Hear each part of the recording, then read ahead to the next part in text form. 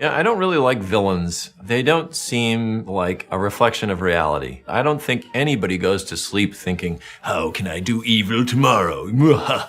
You know, everybody thinks that they are doing the right thing. And so that's how we approached Muntz in this film. He is, in a way, the inciting incident for what got Carl and Ellie going. You know, he is the representation of what they want to be. You know him. Charles Muntz, explorer. When I get big, I'm going where he's going. He's this dynamic, adventurous guy who made a mistake along the way and chose that over relationships. In a way, he's a reflection of Carl, who made a bad move, and Carl would have become Muntz had he been allowed to, if Russell hadn't come along. Wait, are you Charles Muntz? Yes. The Charles Muntz? Adventures out there. So it was hard for us to find a way to defeat Muntz. And we tried a lot of different things. It would have been great if we could have come up with some way to redeem him. And we actually boarded a number of versions like that. You have no idea what it means to lose something. I do. I lost everything. I lost my wife. That's why I'm here.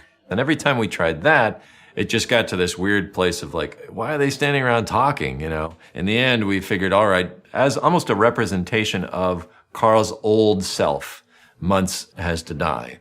By the time it came to actually what are the means in which you can kill him, there's so many ways to skin this cat. One of my favorites was sort of a Stanley Kubrick Shining thing. He actually goes into the labyrinth. The bird lives in the labyrinth. Doug calls it the Twisty Rocks. The labyrinth felt like a symbol of Muntz's obsession, you know. He couldn't go in and get the bird. He knew he'd get lost, because once you go in, you can't get out. It's a lot like some of the stuff we saw in South America. It's like a maze. And literally, people in those areas have gotten lost. And the bird just ducks into this labyrinth. And it'd be the one thing that foils him. Muntz sees the bird. He goes after it.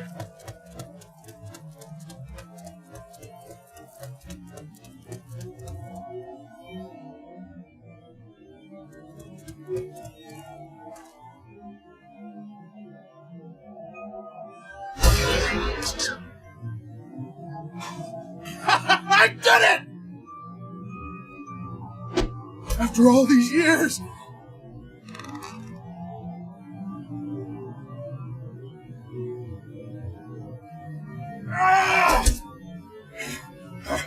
Frederickson!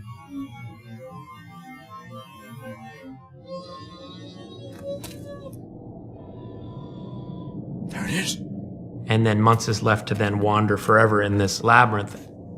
And that's cool too, but it felt a little bit like it was Muntz's ending, and it wasn't Carl's ending. So what we did was truncated it so that it all happened right there in the dirigible.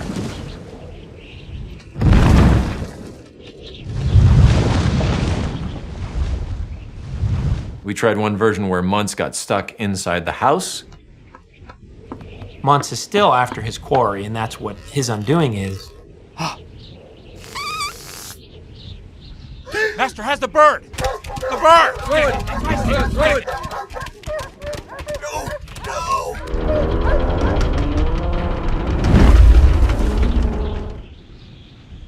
But then that was creepy because we thought, well, the house is kind of Ellie.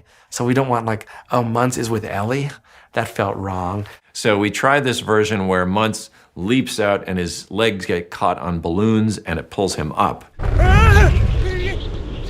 But then it felt very indeterminate. Like you weren't sure if he was dead. You didn't know if that was so that, you know, is there going to be a sequel with Muntz or anything like that? In a way, Muntz's comeuppance was less important to me personally than any of that other stuff. I just kind of wanted to get him out of the way so that we could get back to that connection to Carl and his wife. What we finally ended up with was him getting caught in the balloon strings and falling with the balloons. You have to look at these films as almost a hierarchy of the most important is your main character and his needs.